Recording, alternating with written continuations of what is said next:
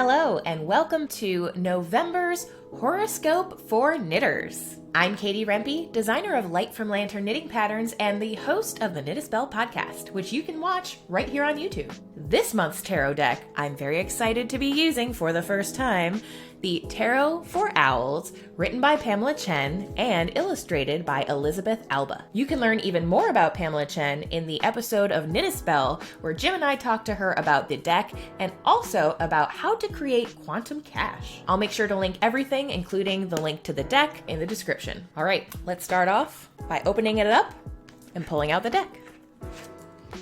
Here you can see it comes with a really great book. Huge, lots of information, thanks to Pam. And then inside is the cards. The outside is this cool psychedelic rainbow owl eye. And the finish on these is very slick, so they want to tell you information and they want to deliver it to you quickly. Now I'm going to shuffle up these cards so that I can pull one for each sign of the zodiac to ensure you have your best month of knitting ever. Here we go.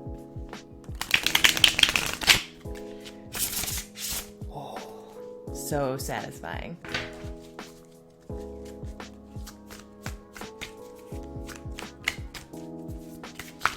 Woo! All right, they're ready. This month, to make up for the fact that this is airing a little bit later, I'm also going to advise depending on the color of the card. So the card obviously will note what the message is, but then also the predominant color or the color that stands out to me most will also offer a little bit of extra advice. All right, Aries, for you we have the Six of Pentacles. In this card, the colors I notice are green and gray. And in relation to the Six of Pentacles, it makes sense because we want to balance out what we have and share with others if we find them in need. And if we are the one in need, we need to make sure that we are using our green, our go power, to ask for the help from people who are willing to be there by our side. Just remember, whenever you get asked for help, don't you get a bit of a thrill? Allow others to do the same for you this month, Aries. Next up, we have Taurus. The Nine of Cups, and I see a lot of green coming your way. Emotional abundance. People are commenting on maybe a brand new beanie you've recently cast off and are wearing around. A lot of attention is being paid to you, Taurus, and it's well deserved. You're going to have a growing sense of personal fulfillment through the projects that you're currently working on and wearing in the month of November. Gemini, for you, the Emperor. And although a gray is sort of a predominant color in this card, what my eye really goes to is this gold horizon and the ankh that's in the owl's mouth. You're standing in your power this month. You might be getting asked to help others within your community. Maybe you're gonna host a knitting social get-together or teach a class. Either way, I see you taking a boss role, taking a leadership role, and really thriving in it, which is why I think this joyful yellow really stands out for me. Cancer. For you, we have the Two of Swords. A decision must be made this month, and it's probably best to go against the grain of our emotional side and look more towards the logical side. This is a head versus heart situation. And with so much blue in this card and white, I really feel like making sure you're in a grounded sense of tranquility, in a neutral mindset before you make this choice or these choices that are going to be coming at you in the month of November will be very helpful in order to not feel like you're wasting your time and making sure that you feel comfortable with the decision that you're making. And then when you start to act on these decisions, the real peace will set in. Next up, Leo. It's the Three of Pentacles. Leo, get excited. Group collaboration is on the way for you this month. Anytime you can find yourself in a knitting group or doing something, enjoying your craft with other people, you'll find that not only will you thrive on the information you're getting, you're also going to supply useful information to your other friends. And don't be afraid to maybe bring other people into the knitting fold this month. Maybe a friend is thinking, oh, I've always wanted to get into knitting, and I've never really had the time. This could be your moment to help bring them into the knitting fold. And with so much green in this card, I feel like if you're a crafter who's doing like a holiday market and selling their goods, you're gonna have a lot of good return and interested parties for your goods. All right, Virgo, for you, we have the Three of Swords. As a Virgo myself, cringe. And the color that jumps out to me most in this card is brown. As a card that is typically surrounded in sorrow, this could mean that November is a tough time. Many of us find November and December some of the most difficult months out of the year, especially when we've lost loved ones. So I encourage you, Virgo, and all of the zodiac signs to honor those that you have loved and lost, whether they're still alive, passed on, or whatever else the situation might be. Give yourself time to process this month gracefully as we move through November and into December, and then wonderfully into a brand new year. All right, Libra.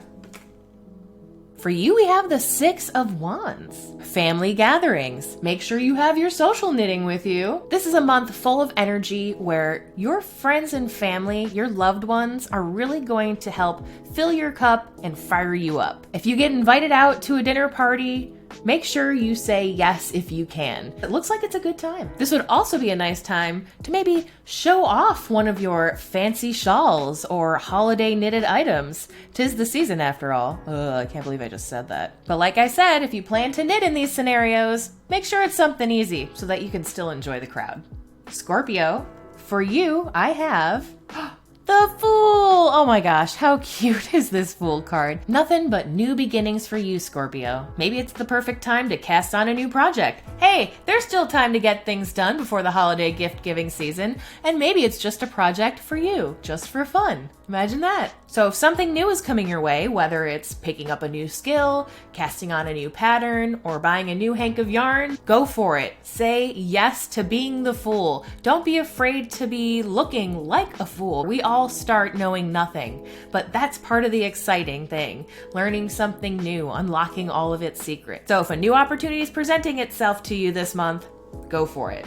Sagittarius, for you, I have the Hierophant, another teacher and leader this month. In this card, I find this blue robe is really what's catching my attention. And since blue is often related to divinity and people of power, it makes sense that our Hierophant here is wearing it to inspire his little teacherlings down here. Sagittarius, if you find yourself offered to be a leader or teacher in your field, you'll find great emotional returns on this investment. When we find ourselves able to teach our skills to others, that's when we really find the mastery of that skill. And knowing your fiery attitude, Sagittarius, your flock is going to keep flying its way to you anytime you have an offering. You just have to put yourself out there.